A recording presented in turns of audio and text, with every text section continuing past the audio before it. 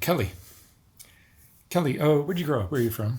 I'm born and raised in St. Louis, Missouri, my whole life, North County, but I've fluctuated throughout the city. And you're a school teacher there.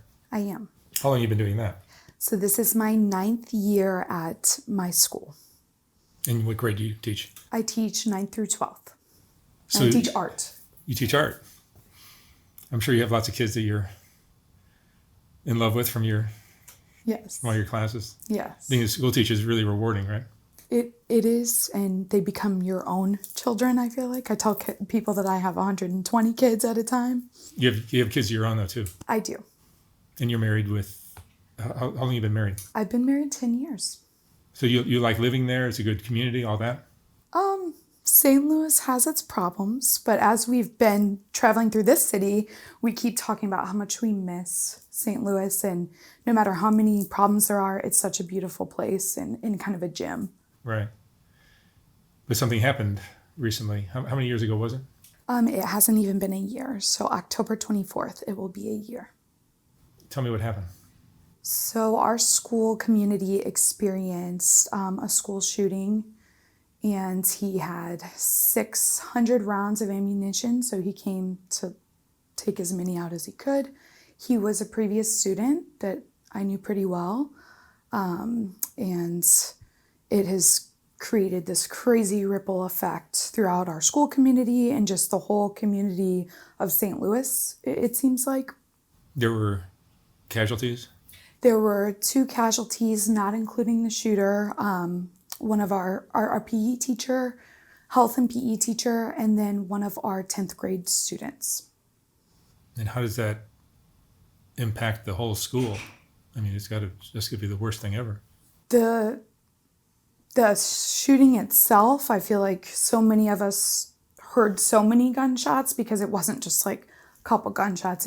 I counted just in one room, the aftermath, I counted 60 bullet holes, and that was without, and I'd stopped counting after that, which I think that was part of the police shootout, but we thought almost half the school was dead because of the amount of shooting that was taking place. We felt like we were in this like weird limbo we felt like we were being hunted. That's what it felt like we were being hunted. I was on the 3rd floor where a lot of the shooting took place. And I just could hear it so close and the echoing down the hall. He pulled the fire alarm to try and get us out. So we're hearing the fire alarm going off while there are flashing lights. We're hearing all these auditory things, and the cops got there in 4 minutes. One of our security officers that rotates that has a gun was able to get there and right before the cops.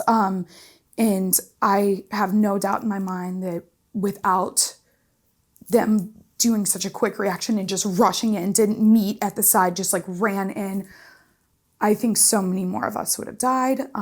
I know 7 others were shot or injured. Kids were jumping out of 2-3-story windows. The healing process has just been a crazy journey. And I feel like it was more than just our school community. It was the whole community just felt it and like wrapped their arms around us as much as they could. And this happened, what month was it? October 24th. October, so you had the whole school year after that. Yes, we did not go back until January. So they're redoing the building, cleaning up. We did some virtual, we did some field trips. So we were seeing the kids outside of school if they could get there. And that was like something magical one of my coworkers did to be like, we have to do something. So we all kind of had our little place in the healing process of like who did what and how we were there for the kids. And I think we all kind of picked these different roles, if that makes sense. We went to Jeff City. I don't want to politicize anything, but we went to Jeff City to try and the red flag law would have saved this whole situation from happening. I think a couple weeks before they came and tried to take his gun, but because of all the laws, they weren't able to. So tell me about that. He was definitely mentally ill. He had tried to take his own life at different points. You remember him as a student? I remember him very well. What was he like? I I love all of our kids, even our most challenging. Those are the ones I actually try my hardest with. I did not have him as a student, but it's a 400-person school. We know all the kids. And I feel like I got to know him pretty well. He was very closed off. He had friends, but I could look in his eye and see that something happened to him long before he ever got to us. I don't think we were the problem. If anything, I think we were his only safe space. And when he didn't have that anymore after he graduated, I think there was a lot of pain there. This is all speculation of just us kind of diving deep, but I think that's where a lot of it took place.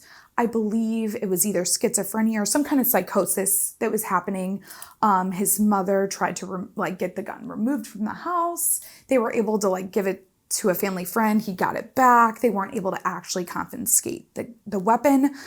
So he had detailed notes and planning and a map of the school. He had actually come to our school after he graduated, and he was really big into the theater tech program. And I think that's where he found his place and his voice.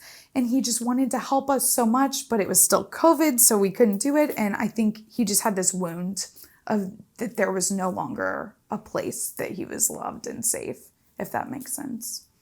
And you've been a teacher for about a decade. Have you seen, even in that time, the mental health of students change? Not from that event, but just in general. Oh, yes, I have. It seems like society is getting a little more off track. Yes. Our kids, it's an inner city school with 22 different zip codes. So some kids are coming from the really bad part of town. Some kids are it's just all over. There's so much trauma. There's so much gun violence, particularly. So many kids are coming in. My cousin died last week from getting shot. He's 14. And it's just something that I've seen probably in the last 5 or 6 years, just getting worse and worse every single year. What are your views on gun laws? I'm definitely a firm believer on we need more common sense gun laws. Do I think we should confiscate every weapon? No. But I feel like St. Louis is kind of like the Wild West. Like everyone, I don't feel like there are any gun laws. If there are, they don't enforce them. So some of our kids will literally say, I have to have a gun in my, I have to have a gun in my neighborhood, Miss Terry. And that breaks my heart when a 15-year-old thinks that. And these are good kids. These aren't kids running the streets. These are kids that are just scared for their life. And I think that is just incredibly, it's shocking that it's escalated to this point. Do you know the parents of the boy? I do not. He told us false things. He told us he was in and out of foster care. Come to find that wasn't real. So there was a lot going on there that I think we just will never know. Why do you think there have been so many school shootings in the last few decades? Because that didn't happen when I was a kid. Yeah, Columbine happened when I was younger, but it still wasn't a fear. I never ever went to school scared. But now it seems to happen a lot. I am scared to death to let my daughter go to school. I let her, but she's starting middle school, and I think every parent should be scared. And I hate to say that, but you should be scared, because if it can happen at our school, we have the most magical school. It's an art school. It's a visual arts, a performing arts school. It's such a healing, loving, beautiful place. And no matter how underfunded or how crazy education is, we always make it work. And if it can happen at our school, it can happen anywhere. And I don't think anyone should feel safe. And I hate to say that, but I think it's true. Do you see impact on the kids after this event? Yeah, we went from having maybe 1 or 2 fights a year, which in the inner city, that's unheard of. I feel like at schools, most schools even, just no matter where you are, to almost every day we were having a couple fights after, and it was all trauma. It wasn't even we know the kids so well that it was so outside of their character. It was so outside of who they were. We were just seeing lots of kids bringing up old trauma. So much, and teachers as well. All of our old traumas from whether it be childhood or even adulthood, but all of it was just brought to the surface. And I think everyone's even still kind of touch and go. And like when Tennessee happened, that was still pretty soon after our shooting. Like teachers were missing, kids were missing, like no one was able to even come in because we were so distraught. So I think that's something else, is when the next one happens, like how are we supposed to function that week at school? How has this changed the way you interact with the kids, with your students? I am always like loving mom, nurturing. I think I cared a lot less about academics and getting stuff done, and I cared a lot more about like real worlds. And like, let's not push you into college if that's not your purpose. Like, let's get you somewhere where you belong, no matter where that is. I think just like being the art room, being this therapy safe space, I've dove further into. I don't think the kids have changed that much as far as how I interact with them. It's more of like how I interact with the rest of the world that has changed. How do you think like parenting has changed, that so many young people are just like mentally off? I think we're all stressed. I think, Life is difficult now. yes, like Life's expensive. I screw up as a parent all the time, and I'm like, oh my goodness, my kid's mental health is suffering because my mental health is such a mess. And it's like this trickle down where like most parents are working nowadays, like instead of just like a mom being home with the kid. That's rarer, I've It noticed. seems like so many people are slaves to their work schedule Yes. that parenting becomes like a... Yes. Like I am not the best parent after I come home after hearing all these kids tell me these crazy stories that's going on at their home. Like it's hard to come home and be a parent. And I'm sure a lot of other careers are the same. What's your biggest concern now after seeing this?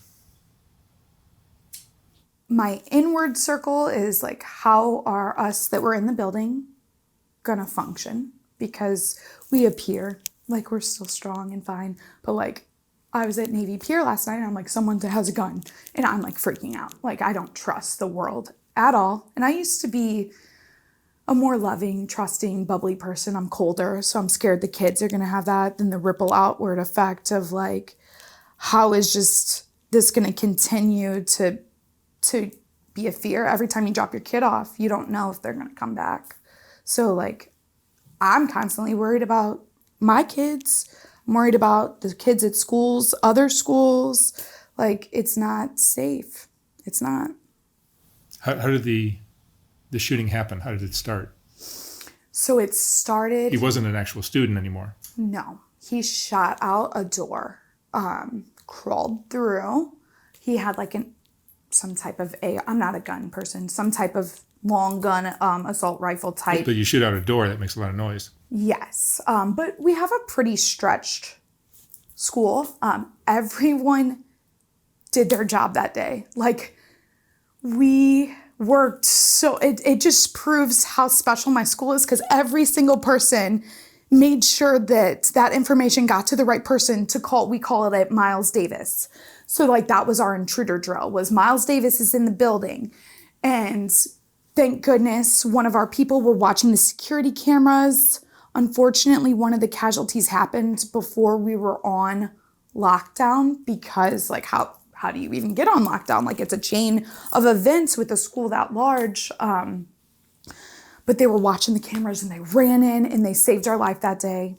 I don't know if I should name call or not, but we call her Mayor Johnson, and she will forever have a place in my heart because I really feel like she saved our life that day. He made it up to the third floor really quick. I don't know why he came straight to the third floor. I don't know if he was specifically targeting or if he had weird memories there, but he was just, he shot at a number of people before they were able to lock down, some of them administrators, some of them security guards, and his gun jammed. And they just like, I don't really know what higher power or what was looking out for them that day, but he wasn't very skilled with his weapon, thank goodness, because even when he was shot into the classroom, he was missing kids and he wasn't doing any fatal shots for some of the kids that were wounded, like a leg shot. Two people died, but how many were shot? I know 7 were wounded. I believe like 6 of them were shot. I think one of them was through jumping out the window. There was some trauma to the body then. I still haven't pieced together every bit of it. But where my building was, my side, there's no way we could jump out the window. We would not have made that. So we were just trapped while everyone was trying to scramble if they could or just stay silent. I mean, that's what they train you to do, is stay silent. But I don't think that's necessarily effective either, because he knows all those drills. And a lot of people know the ins and outs of those drills if they're going to do something like that. And emotionally, this has got to change everyone. But what kind of stuff do you see the kids going through?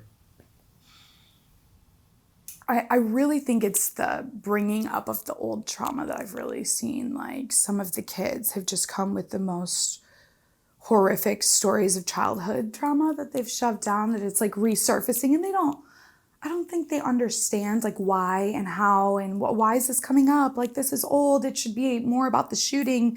I think some kids are scared. We had it wasn't a fire drill. The fire malfunctioned and some of us wouldn't leave the room because we were so triggered that this wasn't a drill. This wasn't planned. What if it's someone trying to shoot up the school? We wouldn't leave the building. So there's just so many auditory triggers I've noticed.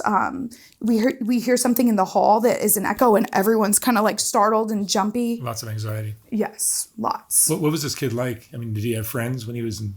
He did have friends. In his note that he wrote, I didn't get to see all of it, but they kind of give us pieces of it. He said he never had a girlfriend. He did. He said he never had friends. He definitely had a friend group. He was not bullied at our school. I mean, everyone jones on each other. That's just like a cultural thing that it seems like we all kind of do. But it was never like, he did not get bullied at our school. That was never like an issue at our school. So it was very apparent that this was childhood things that he was bringing. And with so many mental disorders and who knows what else is going on, it could have been in just a psychotic break where he... Oh, yeah. Well, and he had been, I know for a fact that I think it was over the summer before this happened, that he had been in and out of like psychiatric hospitals. And this was like definitely a suicide mission. He didn't obviously want to live. It was very apparent. If he's going up to the 3rd floor to do a shooting, that kind of tells you he's not looking to get away. Yeah. And there's some video. It doesn't show much, but there's a lot of auditory things. And like, he busted in the room and he was taunting some of us and y'all are gonna die today and things like that you could hear on the video and through students' word of mouth as well. And he was definitely like taunting. And he played a lot of video games. I'm not like blaming that, but I do think that was creating like this fantasy where it was like, he wasn't realizing maybe it was as real as it was. He already knew he wanted to die. He didn't want to just go down with suicide. He wanted to be known. That's kind of what I've compiled from everything. Wow. Thank God the gun jammed. Yeah. I mean, 600 rounds, and that was after he was shooting a bunch. They brought us through the scene where he was shot. I don't know what. I didn't see him, but there was like bullets everywhere. Like there was a way that we could have went down the stairs the other way. I don't know why the cops brought us through the crime scene. That's the only thing I have a complaint about because they did everything else right. Everything. I think they were just they looked scared. I've never walked out and seen so many police officers and seen fear on their face. Like, I think they were in shock as well.